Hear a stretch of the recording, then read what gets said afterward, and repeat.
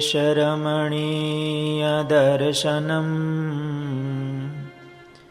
मन्दहासरुचिराननाम्बुजम् पूजितां सुरनरोत्तमेर्मुदा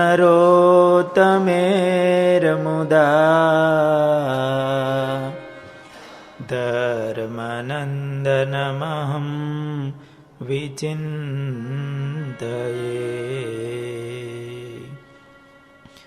ॐ अवतारिणे श्री स्वामिनारायणाय नमो नमः।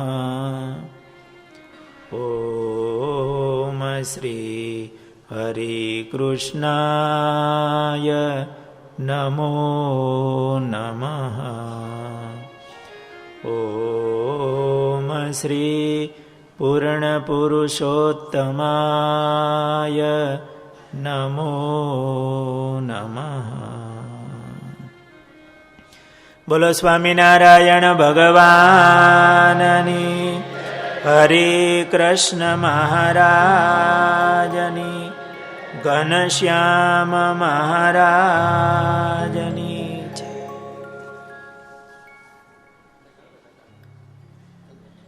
इष्टदेव भगवान स्वामिनारायण, पूज्य गुरुदेव, पूज्य कोठारी स्वामी, पूजनीय संतो, सर्वे वहाला भक्तजन, पवित्र ધનુર્માસનો આજે પ્રારંભ થઈ રહ્યો છે. બ્રાહ્મ્ય મુહૂર્તનો સમય છે. નૈમિષારણ્ય ક્ષેત્ર છે. ઠાકોરજી અને સંતોનું સાનિધ્ય છે. અતિ પવિત્ર કાળમાં, પવિત્ર સ્થાનમાં ભગવાનના પાવનકારી ચરિત્રો, શ્રી હરિ વન વિચરણની કથા, એમનો આપણે પ્રારંભ કરી રહ્યા છીએ. ભગવાનના ચરિત્રો કલ્યાણકારી છે. હરિચરિત્રામૃત સાગરમાં આધારાનંદ સ્વામીએ લખ્યું છે, અનંત કોટી બ્રહ્માંડ કે સુખા, હરિ ચરિત્ર આગે સબ લુખા. હરિ કે ચરિત્ર હરિ સમજાના, યહ દોનું મેં ભિન્ન ન માના. હરિચરિત્રામૃત સાગરના પ્રારંભમાં સ્વામી આ ચોપાઈઓ લખી છે. જેટલા ભગવાન કલ્યાણકારી છે એટલા જ ભગવાનના ચરિત્ર કલ્યાણકારી છે. એટલા માટે તો ભગવાનના આ ચરિત્રો એ અમૃત સમાન કીધા છે. જેમ ભગવાન અમૃત સમાન છે એવી રીતે ભગવાનના ચરિત્રો પણ અમૃત સમાન છે. એમાં શાંતિ અને સુખ રહેલું છે. વન વિચરણની કથાને ભક્ત ચિંતામણીમાં શાંતિ પાઠ કહેવામાં આવે છે. મુક્તાનંદ સ્વામી અને સ્વરૂપાનંદ સ્વામીને અશાંતિ થઈ, એને નિવારવાનો ઉપાય સ્વયં શ્રી હરિએ પોતાના ચરિત્રો બતાવ્યા છે. મધ્યના 35મા વચનામૃતમાં મહારાજે એવું કીધું કે અમારા સર્વે ચરિત્ર, ક્રિયા તથા નામ સ્મરણ તે કલ્યાણકારી છે. તમે સર્વે છો તે મને ભગવાન માનો છો.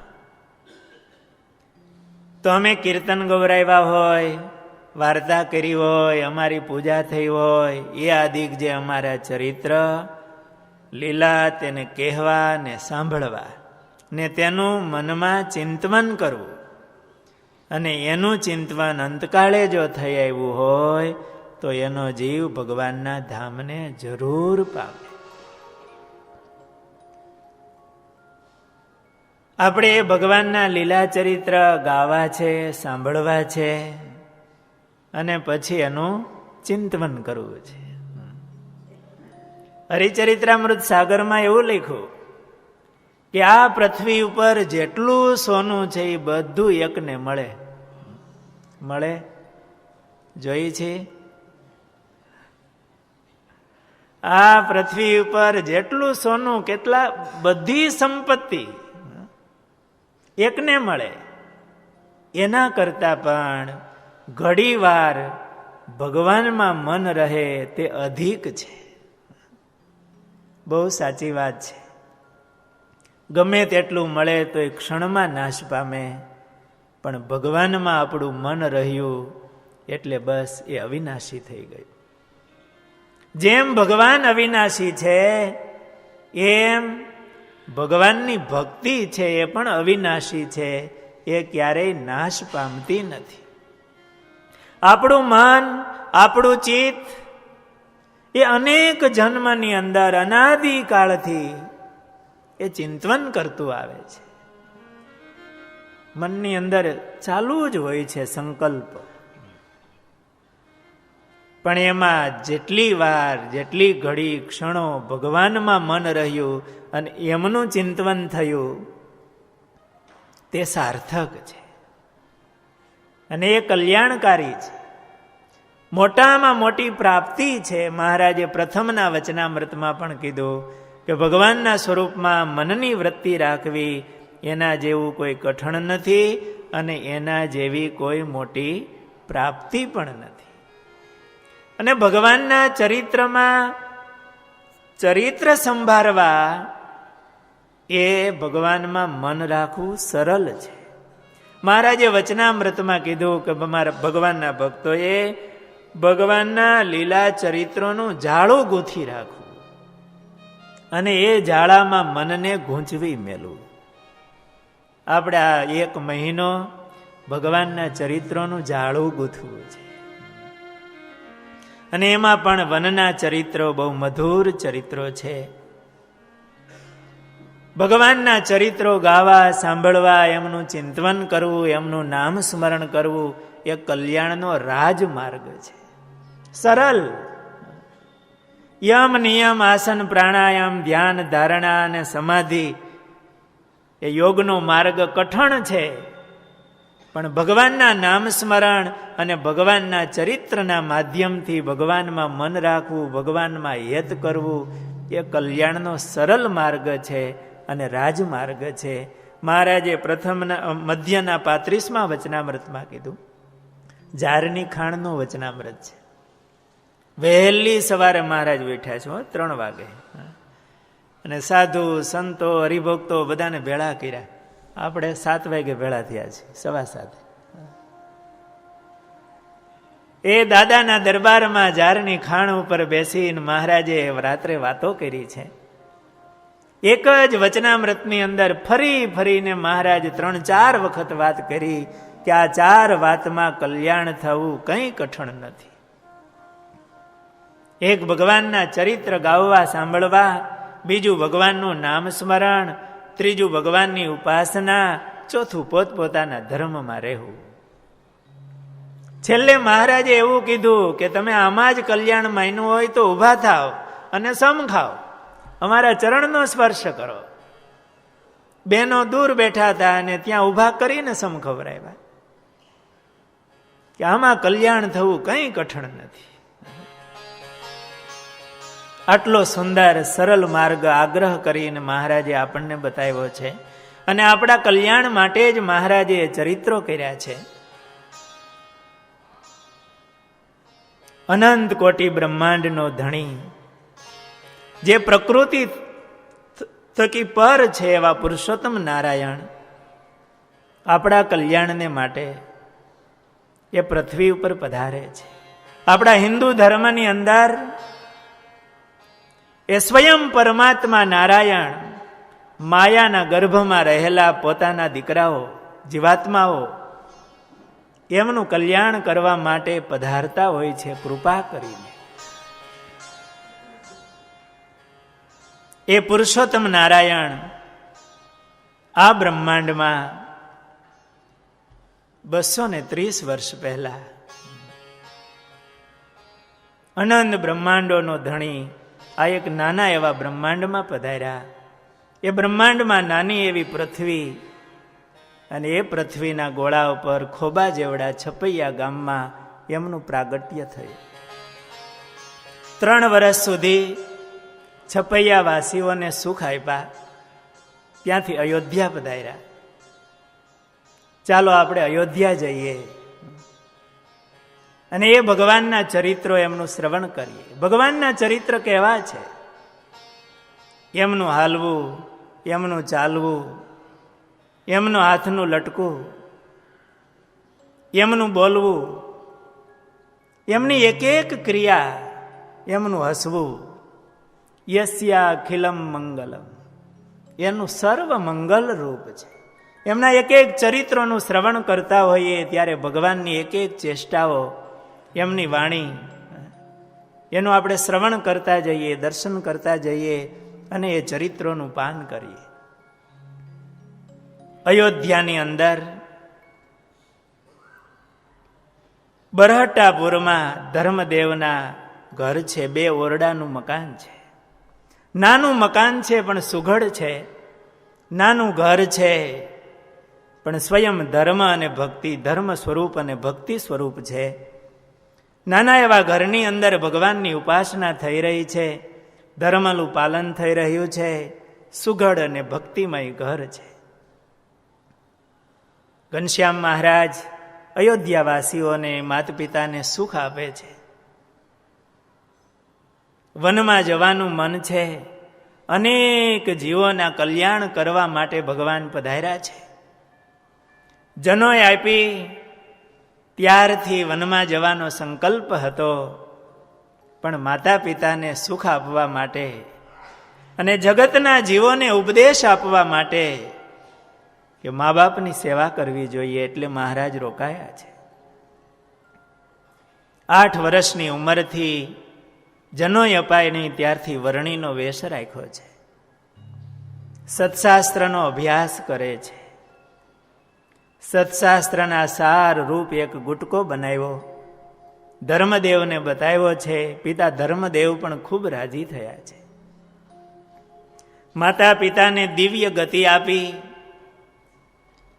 અને હવે વનમાં જવાનો સંકલ્પ કર્યો છે. રામ પ્રતાપભાઈ પોતે પિતા બનીને ઘનશ્યામનું ધ્યાન રાખે છે. સુવાસીના ભાભી, એમને અપાર હેત ઘનશ્યામમાં છે. માની ખોટ ન દેખાય એવો એ ખટકો રાખે છે. પોતાના દીકરા નંદરામ એના કરતા પણ અધિકું વાલ ઘનશ્યામમાં રાખે છે. નંદલાલ જમવા માગે ત્યારે ઘનશ્યામ મહારાજ ન હોય તો એમ કહેશે કે પેલા ઘનશ્યામ કાકાને બોલાવો, પછી જમવા આપીશ. આટલો પ્રેમ એ સુવાસીના ભાભીનો છે.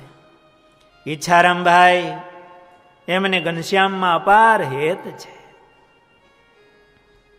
મહારાજના મનમાં વૈરાગ્ય છે. રામ પ્રતાપભાઈને થયું કે વહેલા ઘનશ્યામનું સગપણ કરીએ. પહેલાના સમયમાં નાનપણમાં સગપણ થતા. પવિત્ર કુળ, સારી સંસ્કારી દીકરી એની શોધખોળ કરતા હશે. એમાં ખંભાળિયા ગામના નિહાલ મિશ્ર સારું ઘર જોયું. એમણે પણ ધર્મદેવનું ઘર સારું કુળવાન છે, સંસ્કારી છે એમ માની અને ઘનશ્યામ મહારાજને જોવા માટે આવ્યા છે. નિહાલ મિશ્રના દીકરી ચંદ્રકલા હતા. એમનું સગપણ ઘનશ્યામ મહારાજ સાથે થવાનું છે. ઘનશ્યામ મહારાજને ખ્યાલ આવ્યો છે કે મહેમાન ઘરે આવ્યા છે અને જોવા માટે આવ્યા છે. સવારે પ્રભુ સરયુ સ્નાન કરવા ગયા છે. વહેલી સવારે પૂજાપાઠ કરીને નીકળી ગયા છે. ઘરે આવ્યા નથી. મહેમાનો આવીને ગયા હશે. સાંજના સમયે ઘનશ્યામ મહારાજ ઘરે આવ્યા છે. આજે સારી સારી રસોઈ બનાવી છે, પણ સુવાસીના ભાભી જેમાં નથી કે ઘનશ્યામ આવે પછી અમને જમાડીને જમું. રાહ જોતા હતા. ઘનશ્યામ મહારાજ આવ્યા છે. જમવા બેઠા છે. સુવાસીના ભાભીએ બહુ પ્રેમથી ઘનશ્યામ મહારાજને પીરસ્યું છે. જમતા જમતા ઘનશ્યામ મહારાજે ભાભીને કીધું છે કે આજે તમારા હાથનું છેલ્લું ભોજન છે. ભોળા ભાભી કંઈ સમજ્યા નથી. એમણે કીધું છે હજુ તો સગપણ થયું છે, હજી તો લગ્ન થશે, ઘરે આવશે, પછી અમારા હાથનું છેલ્લું ને. મહારાજ થોડું મંદ મંદ હૈસા છે કે ભોળા ભાભીને ક્યાં ખ્યાલ છે કે સવારે તો હું નીકળી જવાનો છું. 1848 સંવત 1848 અષાઢ સુધી 10મીની વહેલી સવારે મહારાજ ઉઠ્યા છે. આજે મહારાજ સૂતા નથી. વનમાં પ્રયાણ કરવું છે એમની તૈયારીઓ કરી છે. બધા સૂતા છે. ઘનશ્યામ મહારાજ જાગ્યા છે. એ સમયનો અયોધ્યામાં ધર્મદેવના ઘર, લાઈટો હતી નહીં. બધા સૂતા હોય એટલે એકદમ થોડી વાટ સાથેનો દીવો પ્રગટેલો હશે, આછું એવું ઘરમાં અજવાળું હશે. મહારાજે બહુ પ્રથમથી તૈયારી રૂપે સત્શાસ્ત્રનો ગુટકો તૈયાર રાખ્યો હતો. મીણિયાના મીણવાળા કાપડમાં, વોટરપ્રૂફ કાપડમાં એમને બાંધી અને એ ગુટકો તૈયાર કર્યો છે.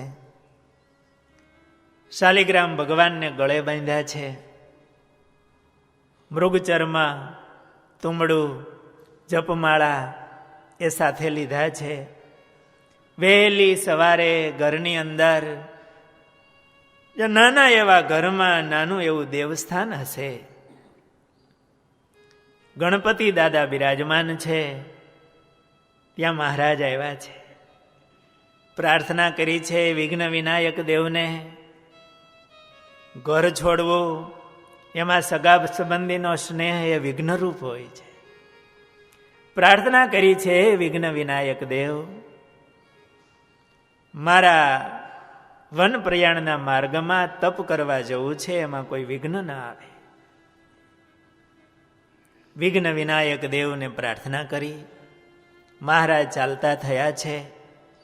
છેલ્લે છેલ્લે પોતાને વિશે અતિ પ્રીતિવાળા એવા રામ પ્રતાપભાઈ, સુવાસીના ભાભી, ઈચ્છારામભાઈ, નંદરામ વગેરેને વંદન કર્યા છે. ઘરના ઉમરા પાસે આવી મહારાજે પાછું વળી જોઈ વંદન કરી અને મહારાજ ચાલતા થયા. પોતાના નિર્ભય ચરણ એ અનેક જીવોના કલ્યાણને માટે, વનમાં પધારવા માટે મહારાજે અયોધ્યાની બજારમાં મૂક્યા છે. ચંદ્રનું અજવાળું આકાશમાં છે. આખી અયોધ્યા સુમસાન સૂતી છે. એ સુમસાન બજારમાં મહારાજ ઉતાવળા ચાલ્યા છે. વળી કોઈ જાગી જાય, પાછળ આવે તો વિઘ્ન થાય. ઉતાવળા ચાલતા ચાલતા ચાલતા મહારાજ સરયુ કિનારે પધાર્યા છે. વહેલી સવાર છે. સરયુ કિનારો સૂનો છે. અષાઢ મહિનો છે. બંને કાંઠે સરયુના પૂર ચાલ્યા જાય છે. લોઢ ઉછળે છે.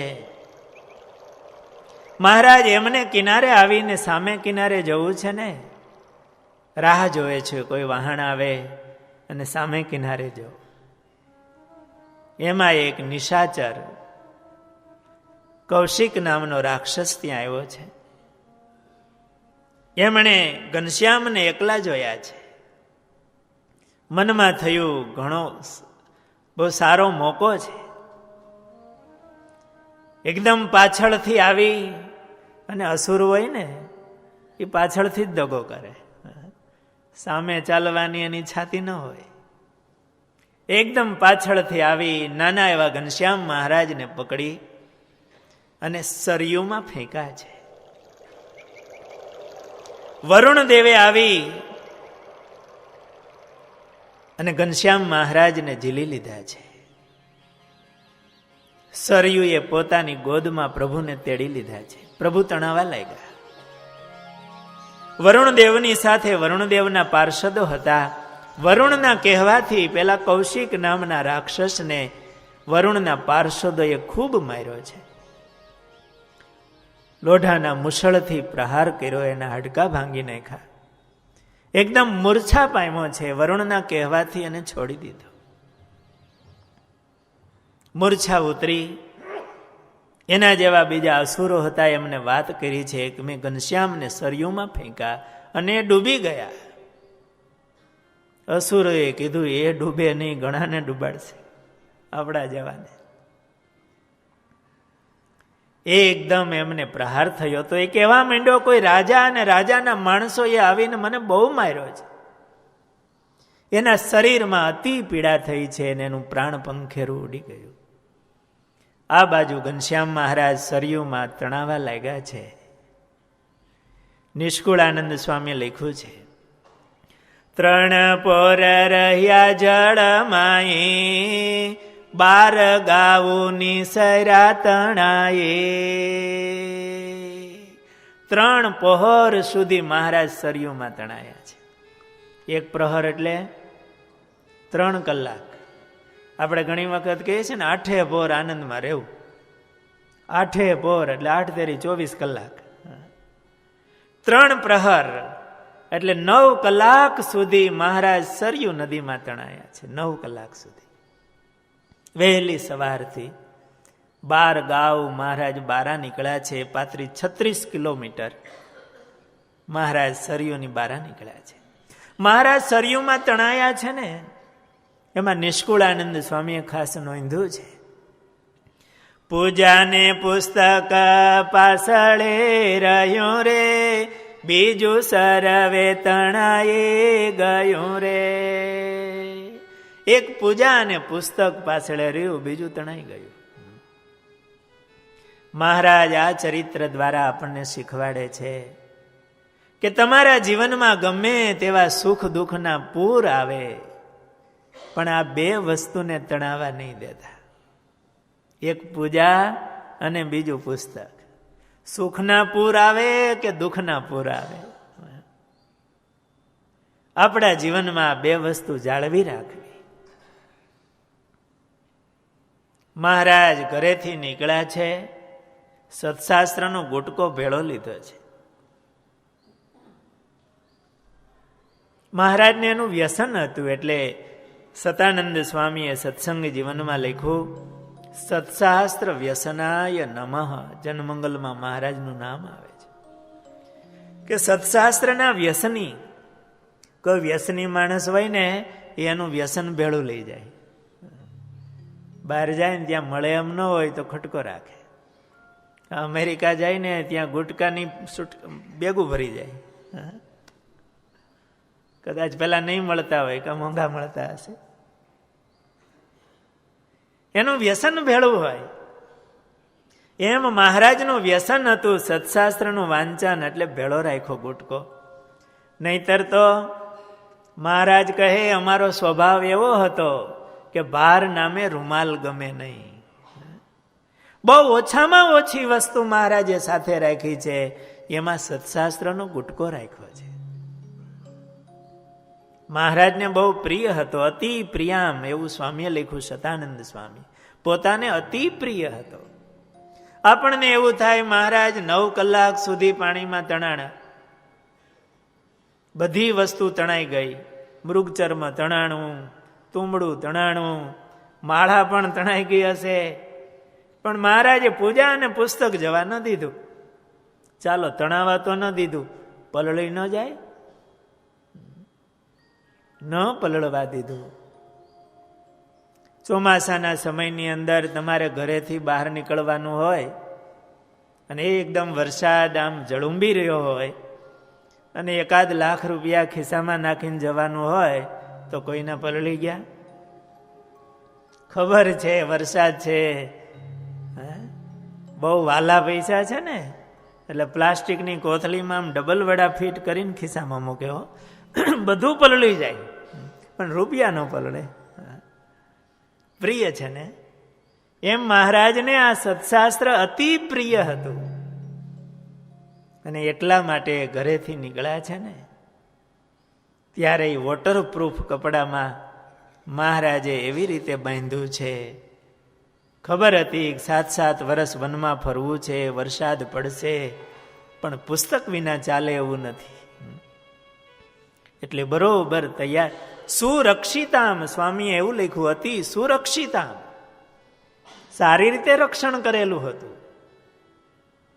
આ ચરિત્ર દ્વારા આપણે શીખીએ આપણા જીવનમાં કે સત્શાસ્ત્રનું વ્યસન કરીએ.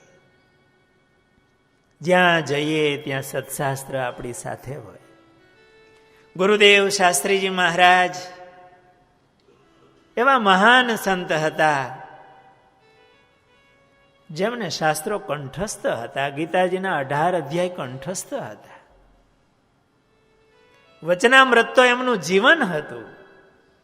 છતાં પણ એની છેલ્લી ઉંમર સુધી એ દરરોજને માટે નિયમિત એકાગ્ર મનથી એ વચનામૃતનું વાંચન કરતા. એમની પૂજામાં જ વચનામૃત હતું અને એવા એકાગ્રતાથી એ વચનામૃત વાંચતા. ભગવાન અને મહાપુરુષો એમના જીવનમાંથી આપણે પણ શીખીએ. મહારાજે એવું કીધું, ગમે તેવી બ્રહ્મસ્થિતિને પામ્યો હોય છતાં પણ સત્શાસ્ત્રનું વાંચન એને છોડવું નહીં, નહીતર બુદ્ધિ જડતાને પામી જાય. આપણે સંત સમાગમ કરીએ છીએ છતાં પણ શાસ્ત્રનો સમાગમ રાખવો. કારણ કે ઘણી વખત જ્યાં હેત થયું હોય અને એ બોલે અને એ માર્ગે ચડી જવાય. સાધુ સાચું જ બોલતા હોય છતાં પણ એની અંદર ક્યારેક કામ, ક્રોધાદિક, માનાદિક દોષો આવી જાય અને આપણે એ માર્ગે ચડી જઈએ તો સત્શાસ્ત્ર તો સાથે રાખવું જ જોઈએ. સંતનો સમાગમ જરૂર રાખો. એમનું નિયમિત વાંચન થવું જોઈએ. અને ભાગ્યશાળી આપણે છીએ કે શ્રીજી મહારાજે સત્શાસ્ત્રોમાંથી સારા સારા શ્લોકો લખી અને મહારાજે ગુટકો બનાવ્યો હતો. સંસ્કૃતના શ્લોકો હતા, પણ અતિ દયાળુ એવા પ્રભુએ આપણી ઉપર કરુણા કરી અને આપણી તળપદી ભાષાની અંદર મહારાજે સર્વ સત્શાસ્ત્રના સારરૂપ એ વચનામૃત આપણને આપ્યું.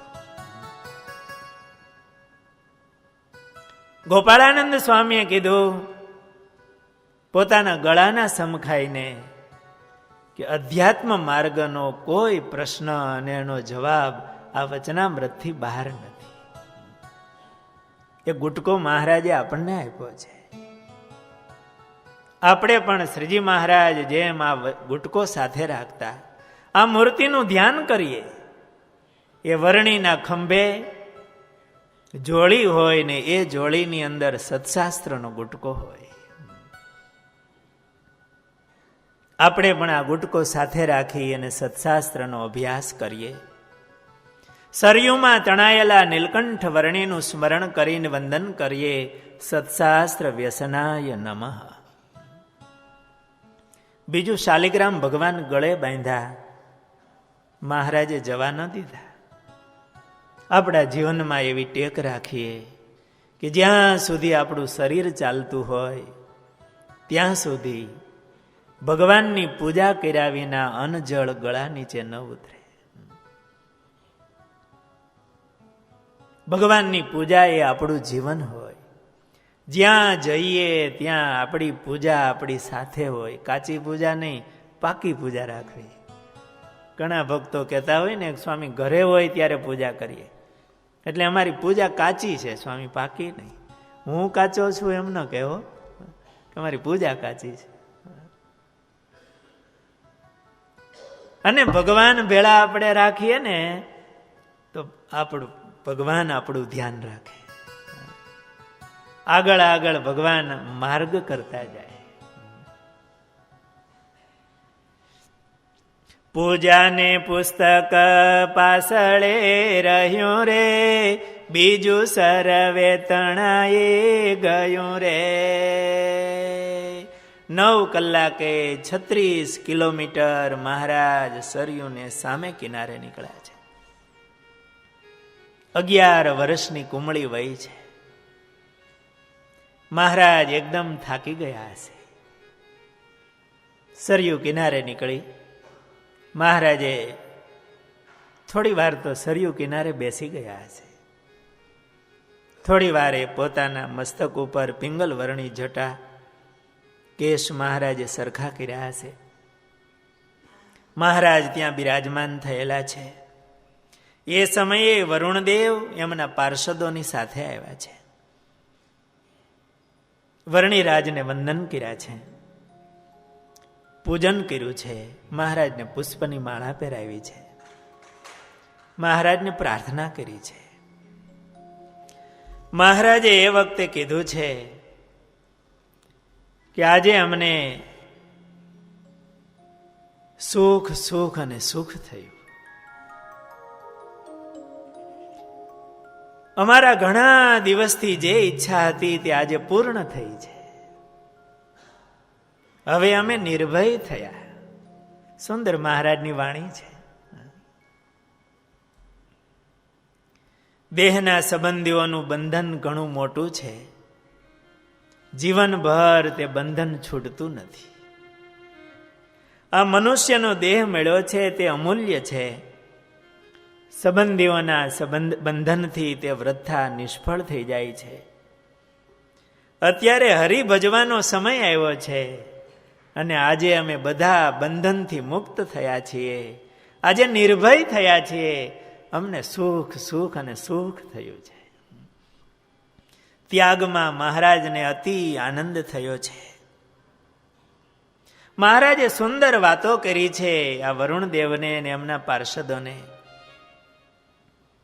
પ્રહલાદજીને યાદ કર્યા છે.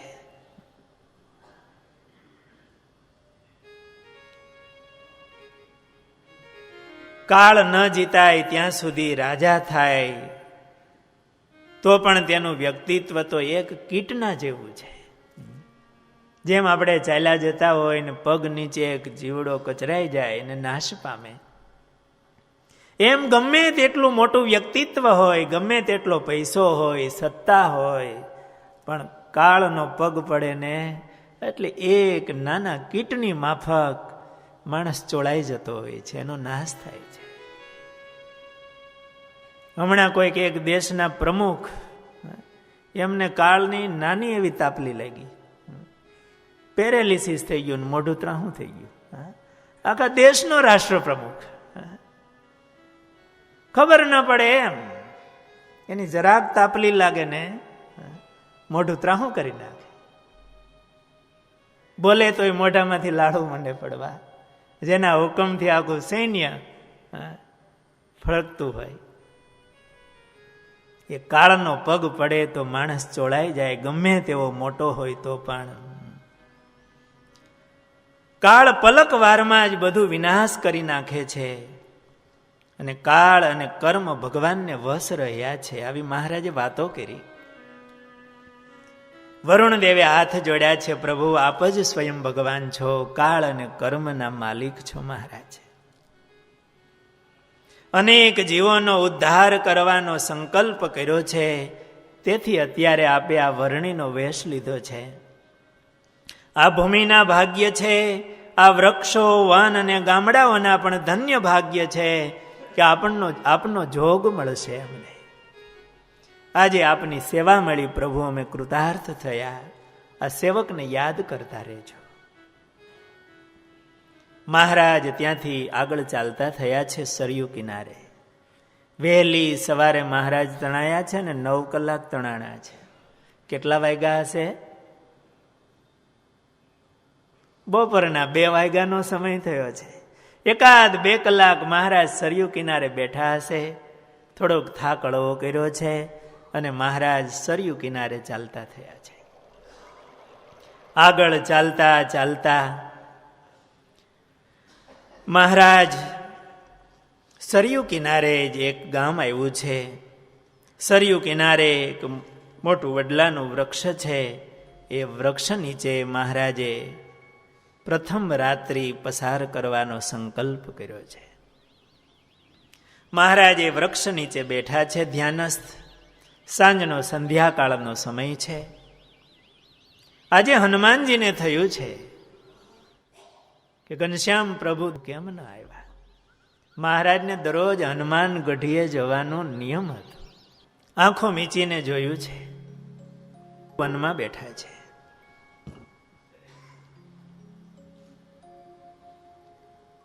પવન પુત્ર આકાશ માર્ગે ઉડી અને જ્યાં પ્રભુ બેઠા છે ત્યાં આવ્યા છે. મહારાજ ધ્યાનસ્થ હતા. થોડી વારે મહારાજે આંખો ઉગાડી છે. સામે હનુમાનજી બેઠા છે. એટલે મહારાજે હાથ જોડીને વંદન કર્યા છે. હનુમાનજીને પ્રાર્થના કરી છે, બહુ કૃપા કરી, મને આપનું દર્શન થયું. આજે વનમાં જવાનો પ્રથમ દિવસ છે. પ્રારંભમાં મંગલમાં તમારું દર્શન થયું, મંગલાચરણ થયું. મહારાજ અયોધ્યાવાસી બધા રુદન કરે છે. વિરહમાં બધા જુરે છે. મહારાજે કીધું છે, મારુતિ અમારે વનમાં ફરવું છે. મહારાજે કીધું, અમે યાદ કરીએ ને ત્યારે આવજો. મહારાજની ઈચ્છા જાણી અને હનુમાનજી ગયા છે. મહારાજે કીધું છે કે અયોધ્યાવાસીને આમાં સમાચાર આપજો, અમારી પાછળ રડે નહીં. અમે વનમાં જઈએ છીએ, સમય આવે અમને બોલાવશું. હનુમાનજી ગયા છે. મહારાજની પ્રથમ રાત્રિ છે. એ જંગલની અંદર વડના વૃક્ષ નીચે એ કાંટા કાંકરાવાળી ભૂમિમાં મહારાજે પોતે હાથથી થોડી જમીન સાફ કરી હશે અને હાથનું ઓસીકું કરીને મહારાજ સૂતા છે આડે પડખે.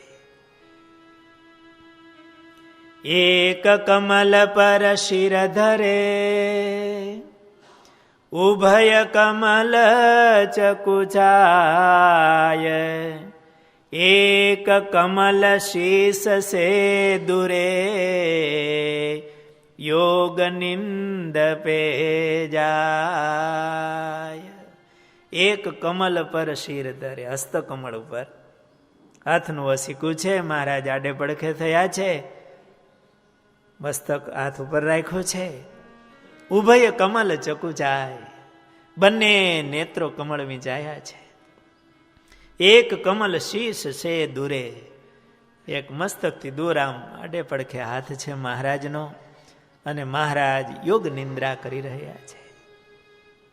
દરરોજ તો સુવાસીના ભાભી મહારાજને માટે સુંદર પથારી કરી આપતા. આજે વનમાં કોણ પથારી કરી આપે? 11 વર્ષની કુમળી વય છે. મહારાજનું કુમળું શરીર છે, ઉઘાડું શરીર છે. અંધારી રાત્રિમાં વૃક્ષ નીચે હાથનું ઓસીકું કરીને મહારાજ કાંટા કાંકરાવાળી ભૂમિમાં સૂતા છે. આ રીતે વનની અંદર મહારાજની પ્રથમ રાત્રિ વીતી છે. વહેલી સવારે મહારાજ ઉઠ્યા છે. સરયુમાં સ્નાન કરી શાલિગ્રામ ભગવાનનું મહારાજે પૂજન કર્યું છે. એ સમયે ગામ લોકો ત્યાંથી સરયુમાં સ્નાન કરવા માટે કે પાણી ભરવા માટે ત્યાંથી પસાર થયા છે. એમણે વર્ણીને જોયા છે. અતિ સુંદર મૂર્તિ છે. મનમાં થયું કે આ કાર્તિક સ્વામી લાગે છે, સ્વયં ધ્રુવજી આવ્યા હોય એવું લાગે છે. સ્વયં નારાયણ તો નહીં હોય ને? આટલી નાની ઉંમર, તપસ્વીનો વેશ,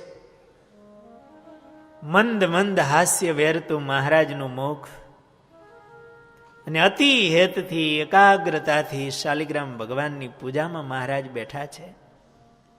આ દર્શન કરી અને સૌને હેતુ ભરાયું છે. અત્યંત અલૌકિક વર્ણિના રૂપને દેખતા જ સૌની મનોવૃત્તિ એ ચોટી ગઈ. દોડી દોડીને કંઈક આ નાનું બાળક છે, વરણી છે, એની સેવા કરીએ એવા ભાવથી ગામમાં જઈને મહારાજ માટે ફળ ફૂલ લાવ્યા છે, મહારાજની આગળ અર્પણ કર્યા છે. મહારાજ શાલિગ્રામ ભગવાનને એ ફલ ધરાવી મહારાજ થોડું જેમાં છે.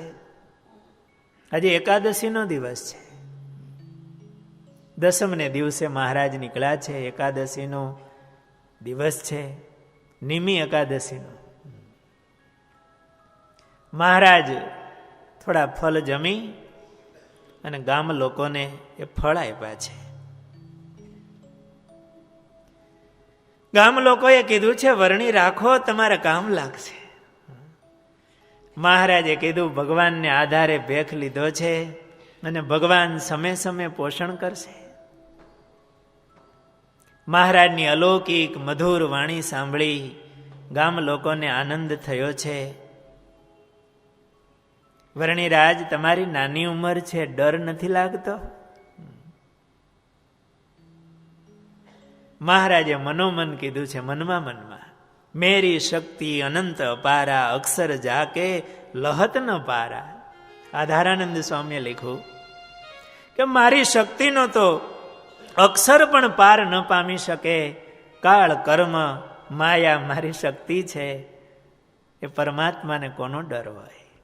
મહારાજ થોડુંક મંદ હાસ્ય કરીને એમને જવાબ આપ્યો છે.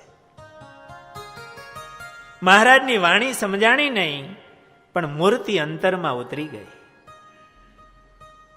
મહારાજ ત્યાંથી આગળ ચાલતા થયા છે. મહારાજનો સુંદર વેશ છે, મહારાજના ઉઘાડા ચરણ છે. પ્રભુ વનમાં ચાલ્યા જાય છે. પ્રકૃતિએ પ્રભુનું સ્વાગત કર્યું છે. પવનદેવ આગળ આગળ રસ્તો સાફ કરતા જાય છે. ભગવાન જ્યારે આ બ્રહ્માંડમાં પધારે ત્યારે બ્રહ્માંડના દેવો રાહ જોતા હોય ભગવાનની સેવા કરવાની. પવનદેવ આગળ આગળ એ રસ્તો સાફ કરતા જાય છે. વરુણ દેવ આવીને જળનો છંટકાવ કરે છે. અષાઢ મહિનો છે ને, ઝરમર ઝરમર વરસાદ વરસતો હોય. આજે પૃથ્વી દેવીએ લીલા ઘાસના પાથરણા પાથરા છે. પ્રભુ પધારે છે ને પ્રભુને કાંટો કાકરો ન લાગે. વૃક્ષની ડાળીઓ પ્રભુ પસાર થાય એટલે નમીને વંદન કરે છે અને પોતામાં જે ફળ હોય ને એ ખેરીને અર્પણ કરે છે, ફલાર્ઘ્ય ભગવાનને આપે છે કે આપણું ફળ ભગવાનના કામમાં લાગે તો આપણું કામ થઈ જાય. પુષ્પ ખેરીને પ્રભુની પૂજા કરે છે. પંખીઓ કલરવ કરીને પ્રભુના ગુણ ગાય છે. વરુણદેવ નિજરના રૂપે વહીને આમ ખળ ખળ કરતા અવાજથી ભગવાનનું સ્વાગત કરે છે કે પ્રભુ તમે ભલે પધાર્યા અમને પાવન કરવા માટે. પ્રભુના ચરણ પંખાળે છે નિઝરણાઓ ને નદીઓ. સારી એ સૃષ્ટિ ભગવાનની સેવામાં હોય અને ભગવાનનું વિચરણ જ એટલા માટે છે કે આ માયાના ગર્ભમાં રહેલા જીવો એને એનો યોગ થાય ને એમનું કલ્યાણ થાય. અનંત બ્રહ્માંડોનો ધણી અણુ અણુમાં જે વ્યાપીને બેઠો છે એ સાકાર રૂપ સ્વયં પરમાત્મા એ પોતાની બાજુમાંથી પસાર થાય ત્યારે ભગવાનના અંશરૂપી આત્માઓ, માયાના ગર્ભમાં રહેલા આત્માઓ, જળ સ્થળ વૃક્ષ વેલીમાં રહેલા એ આત્માઓ અતિ પ્રસન્ન થાય છે. એમનું ભાગ્ય જાગી જાય છે. જેને જેને મહારાજનો સ્પર્શ થાય એ ધન્ય બને છે અને ભગવાનનું વિચરણ કલ્યાણકારી છે. ટીંબીમાં વીરા ભગત થયા. મહારાજ એ દેશમાં કોઈને તેડવા જાય ને એટલે વીરા ભગતને કોળી ભગત હતા હો, એમને દર્શન આપી ને પછી મહારાજ જાય કે અમે આમને તેડવા જઈએ છીએ. દર્શન ભગતને આપી ને પછી જાય. ભગતને કીધું, ભગત તમને મહારાજ વારે વારે આવી રીતે દર્શન આપે છે તો તમે મહારાજને પૂછજો ને તમારું કયું પુણ્ય છે. વીરા ભગતે મહારાજને પૂછ્યું, મહારાજ તમારી મારી ઉપર બહુ કૃપા, મને દર્શન આપો છો મહારાજ, મારું એવું કયું પુણ્ય હશે? મહારાજે કીધું, ભગત અમે વનમાં ફરતા હતા ત્યારે એક ખડના થુંબડામાં લાપડા જેવું ખડ હશે, અમારા ચરણની ઠેસ લાગી, એ ખડ ઉખડી ગયું. મહારાજનો દયાળુ સ્વભાવ હતો. મહારાજ રામ રામ રામ રામ એવું બોલ્યા. અતિ દયાળુ હતા ને, ખડ આમ ઉખડી ગયો ને. એ અમે તમારા માટે સ્મરણ કર્યું ને અમારા ચરણનો સ્પર્શ થયો ને, એટલે તમને આ માનવ દેહ મળ્યો અને અમારો યોગ થયો છે. ભગવાનનો સંબંધ થાય એ કેટલી મોટી વસ્તુ છે. મહારાજ વનમાં વિચરણ કરે છે, આજુબાજુના આત્માઓ દેવતાઓ પણ ભગવાનની સેવામાં આવી ગયા છે. મંદ શીતળ સુગંધી પવન વય અને વાયુદેવ વિંજણો ઢોળે છે. સારી એ સૃષ્ટિ વર્ણિરાજની સેવામાં છે. જે જે માર્ગે શ્યામ પધારે, રસ્તો તે આવી પવન સુધારે. વળી મેઘ કરે છંટકાવા, ભલો પ્રભુ પદમાં ધરી ભાવ. પ્રભુ વનમાં ચાલ્યા જાય છે, જ્યાં સાંજ પડે ત્યાં રાત્રિ રોકાય છે. ગામ લોકોને દર્શન કરી હેતુ ઉભરાતું, એક જ વાર દર્શન થતા પણ એ મૂર્તિ ભૂલાતી નહીં. કાયમ ને માટે યાદ આવતું કે આવા વર્ણી આવ્યા હતા, એમના દર્શન થયા હતા, અને એ વખતે જે શાંતિ ને સુખનો અનુભવ થયો, બસ એ ભૂલાતું નથી. બધાને ઉત્સવ થતો. મહારાજ આ રીતે ચાલતા ચાલતા બારાબંકી જિલ્લામાં લાધેશ્વર ગામ છે, ત્યાં મહારાજ પધાર્યા છે. અહીંયા લાધેશ્વર મહાદેવ બિરાજે છે. એમના નામ ઉપરથી જ ગામનું નામ લાધેશ્વર પડ્યું હશે. ત્યાં મંદિરના આગળના ભાગમાં લાધેશ્વર સરોવર છે. એમાં સૌ સ્નાન કરતા હતા. મહારાજે લાધેશ્વર સરોવરમાં સ્નાન કર્યું છે. સ્નાન કરી લાધેશ્વર મહાદેવના દર્શન કરીને અભિષેક કર્યો છે. મહાદેવ પણ આજે પ્રસન્ન થયા છે કે સ્વયં પરમાત્મા મારે ત્યાં પધાર્યા. દર્શન કરી મહારાજ સરોવરને કિનારે એકાંતમાં વૃક્ષ નીચે મહારાજ બિરાજમાન થયા છે.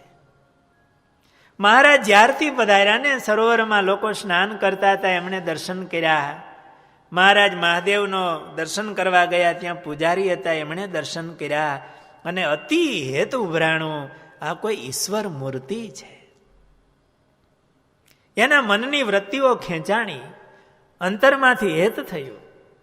મહારાજ સરોવરને કિનારે વૃક્ષ નીચે મહારાજ એકાંતમાં બેઠા હતા. ત્યાં બધા દૈવી આત્માઓ ગયા છે. મહારાજને વંદન કર્યા છે, ફળફૂલ લાવ્યા છે. મહારાજ ફળફૂલ જમ્યા છે. મહારાજની પાસે કંઈ નહોતું. મહારાજ વનમાં વિચરણ કરતા હતા, એટલે અંતરમાં હેત હોય ને, એને એવું યાદ આવે કે આને શું જરૂર છે એમ. મહારાજ વનમાં ફરતા હતા, વર્ણીનો વેશ હતો, એને શું જોઈ? તુંબડી નહોતી, મૃગચર્મ નહોતું, એ તો તણાઈ ગયું હતું બધું સરિયુંમાં. લાધેશ્વરના એ દૈવી આત્માઓ કોઈ સાધુ સંતો હશે, એમણે આવી અને મહારાજને તુંબડું આપ્યું છે, મૃગચર્મ આપ્યું છે, મહારાજને જપમાળા આપી છે. અને હવે મહારાજની મૂર્તિ ધારજો ને, આ બધું સાથે રાખજો. પેલું તો સરયુમાં તણાયું હતું. મહારાજ એનો ભક્તિભાવ જોઈ નથી રાજી થયા છે એમની ઉપર. મહારાજ ત્યાં 1-2 દિવસ રોકાય. મહારાજ ત્યાંથી આગળ ચાલતા થયા છે. આગળ ચાલતા મહારાજ નૈમિષારણ્ય પધાર્યા છે. નૈમિષારણ્ય સરોવર છે. આ નૈમિષારણ્ય ક્ષેત્રનો ખૂબ મહિમા છે. 88,000 ઋષિ મુનિઓએ જ્યાં 1000 વર્ષના દીર્ઘ સત્રનું આયોજન કરેલું ને ત્યાં ભગવાનની કથાઓ કરી હતી. એ નૈમિષારણ્ય ક્ષેત્રની અંદર મહારાજ પધાર્યા. ત્યાં ધેનુમતી નદી છે, એટલે ગોમતી. ત્યાં મહારાજે સ્નાન કર્યું છે. નૈમિષારણ્ય સરોવરમાં મહારાજે સ્નાન કર્યું છે. ત્યાં ઘણા દૈવી આત્માઓ, ઋષિઓ સાધનાઓ કરતા હતા. આજે પણ એવું સ્થાન છે. આપણે સ્પેશિયલ ટ્રેનની અંદર ત્યાં નૈમિષારણ્ય ક્ષેત્રમાં ગયા હતા. એટલું સુંદર વૃક્ષો, નદી, શાંત વાતાવરણ. આજે પણ આપણે દર્શન કરીને શાંતિનો અનુભવ થાય.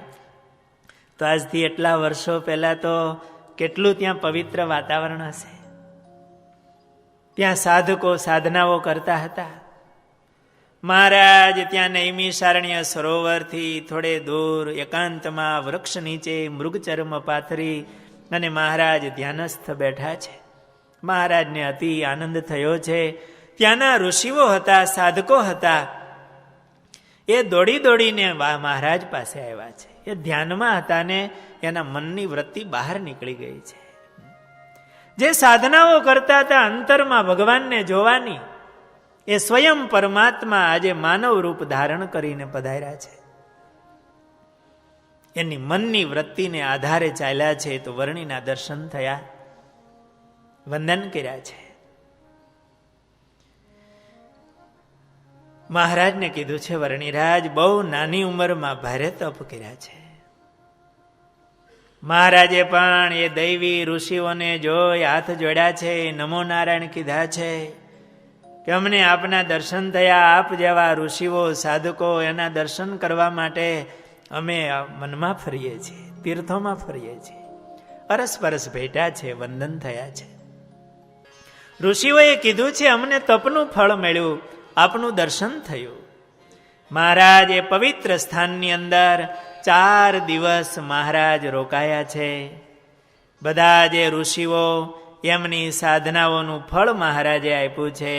મહારાજ એમને પોતાનું દિવ્ય દર્શન આપી, પોતાના સ્વરૂપની ઓળખાણ કરાવી, એમનું કલ્યાણ કરી અને મહારાજ આગળ ચાલતા થયા છે.